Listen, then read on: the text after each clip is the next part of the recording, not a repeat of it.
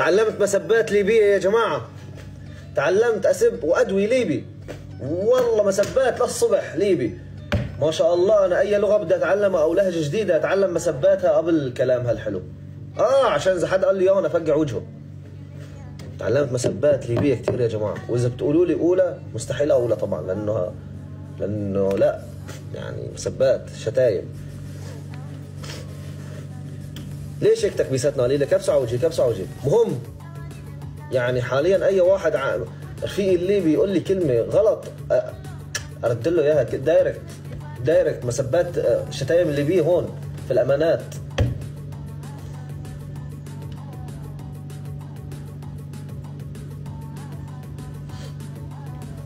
نور وجهك كثير تعبان. واو معلومة جديدة، ما أنا قلت لكم نعسان وتعبان وكل شيء بحياتي صاير معي. أنا أصلا محسب هذا حلم، بكرة أفيه وأندم على الكلام اللي حكيته. السفرة الجاي لوين؟ عند بيت أهلك عشان أخطبك. ما فيش يا مرحميني بهالمواضيع، ما فيش يا مرحميني. أنا دايركت خش من الباب مو من الشباك، ما عنديش. بكرة في فعاليات، والله سلامة في خير وخير في سلامة. طلع البدر علينا بما تشتهيه السفن. I don't know.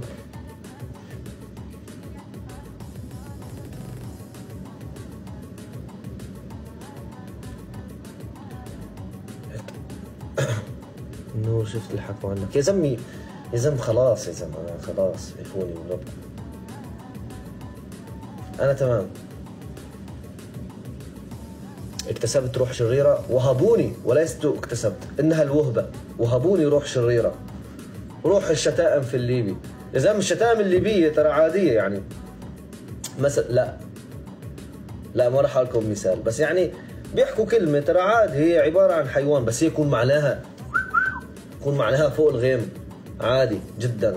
كوكب عطارد تكون معناها العيد واصل للسماء كثير، مع اني عادي هي اسم حيوان يا اخي. اسم حيوان معروف وبيستخدموه كل الدول العربية بهالاسم.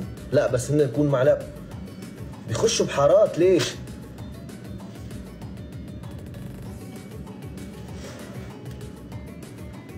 الو كيفك نور؟ الحمد لله.